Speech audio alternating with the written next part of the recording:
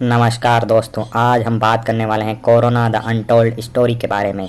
दोस्तों, बात है 2019 के मार्च की, जब चीन व अमेरिका आमने सामने थे। दोनों देशों में तनाव चल रहा था, ऐसा लग रहा था कि कोई जंग की तैयारी चल रही है।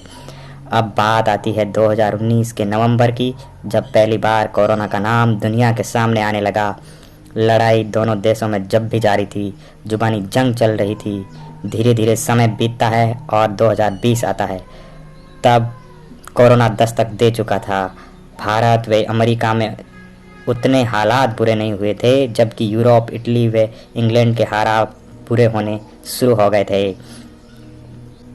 अब 2020 में भारत व चीन के बीच अचानक तनाव बढ़ जाता है। चीन की सीमा लद्दाख में घुस जाती है। भारत व चीन आमने सामने हो जाते हैं। ऐसा लग रहा था कि दोनों देशों में जंग होने वाली है। इसी तनाव के बीच कोरोना रफ्तार पकड़ लेता है। धीरे धीरे अमेरिका को भी चपेट में ले लेता है, फिर भारत को चपेट में लेता है, फिर सब जगह लॉकडाउन की कार्रवाई शुरू होती है। कोरोना के आने से अब लोग धीरे धीरे सारी जंग की बातें भूल जाते हैं। अब 2020 में सिर्फ मुद्दा रह जाता है कोरोना।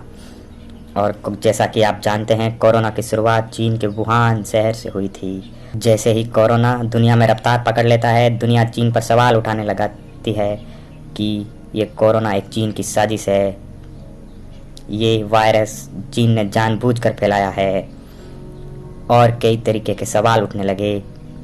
लेकिन किसी के पास कोई सबूत नहीं था। फिर से चीज़ें वैसी की वैसी रह जाती है। अब धीरे धीरे वक्त गुजरता है। कोरोना अब अमेरिका में तबाही मचाने जा रहा था। उधर भारत एक दिन में 4 लाख केस के आंकड़े छू रहा था।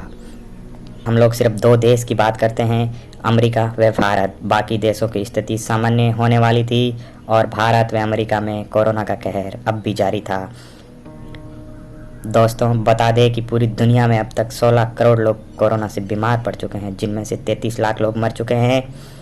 उनमें हम भारत की बात करें तो करीब करीब 2.5 लाख लोगों की मौत हो चुकी है, और वहीं अमेरिका की बात करें तो 3.5 लाख के आसपास लोग अपनी जान गंवा चुके हैं। अगर दोनों देश के टोटल कोरोना केस को मिला दिया जाए तो 6 करोड़ होते हैं। 16 करोड़ दुनिया के केस में से 6 करोड़ इन दोनों देशों के।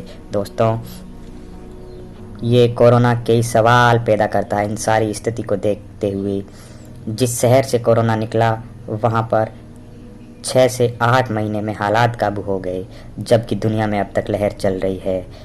चीन का आंकड़ा 90,000 कोरोना मरीज का ही है, जिनमें से 85,000 लोग ठीक हो चुके हैं और करीब 5 से 7,000 लोगों की ही मौत हुई है। दोस्तों, इन सारी चीज़ों को देखते हुए कोरोना दूसरी लहर पकड़ता है, जो 2021 में आती है। वजह से सबसे ज़्यादा नुकसान उठाने वाले सिर्फ 2 ही देश हैं, भारत व अमेरिका, जिनसे चीन का तनाव चल रहा था।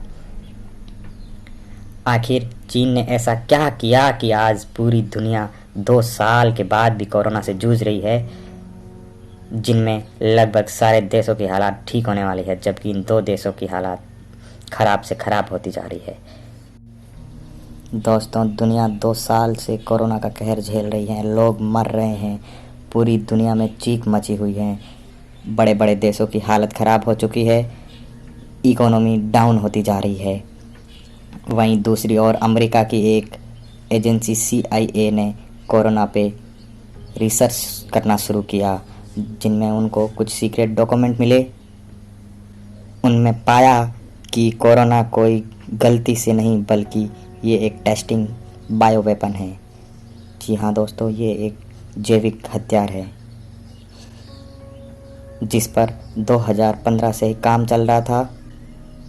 फिर उसको ट्रायल के रूप में 2019 में उतारा गया, जब अमेरिका व भारत के बीच चाइना के तनाव चल रहे थे। उस रिपोर्ट में यह तक बताया गया है कि इसको कब उतारा जाए, इसको कब लॉन्च किया जाए। दोस्तों, उसमें लिखा गया है कि इसको छोड़ने का सही समय जब तेज़ धूप हो तब ये असर नहीं होगा, जब बारिश हो तो भी इसका असर कम होगा, बर्फ़ हो तो भी इसका असर कम होगा, जबकि जब हवा नहीं चल रही हो, मौसम नॉर्मल सा हो, तब इसको छोड़ने पे ये ज़्यादा असर करेगा। इत्यादि चीज़ें लिखी हुई है। ऐसा हथियार जिससे ऐसी सज़ा दे सकते हैं कि आने वाली कई पीढ़ियाँ चीख उठे, जैसे भोपाल गैस कांड, हिरोशिमा व नागासाकी और ऐसी कई पुरानी कहानियाँ आपके सामने होगी। दोस्तों, रिपोर्ट में ये भी बताया गया है कि इस मिशन को पूरी तरह सीक्रेट रखा जाए। चाइना के राष्ट्रपति भी इस मिशन में शामिल थे। रिपोर्ट के मुताबिक चाइना ने ये सोचा कि अगर तीसरा विश्व युद्ध होता है तो हथियारों के बल पर जीतना बहुत मुश्किल है। आजकल सारे देशों के पास परमाणु वेपन्स हैं, बड़े बड़े मिसाइल्स हैं। तो चाइना ने सोचा कि क्यों ना एक जैविक हथियार बनाया जाए जिससे कम पैसों में कम समय में ज़्यादा तबाही हो, ताकि सब कंट्री का इंफ्रास्ट्रक्चर चेंज हो जाए और वो जंग से हटके अपने लोगों की जान बचाने में लग जाएं। तो यहाँ पे एक और सवाल खड़ा होता है कि क्या चीन ने लोगों को वैक्सीनेट किया किसी और बीमारी के नाम पे, ताकि कोरोना चाइना में इतना नहीं फैल सके। फिर वहाँ पे काबू पा लिया गया तो इतना जल्दी क्यों काबू पा लिया गया। दोस्तों, अगर आपने ये रिपोर्ट अब तक नहीं देखी है तो आप गूगल पे जाके देख सकते हैं।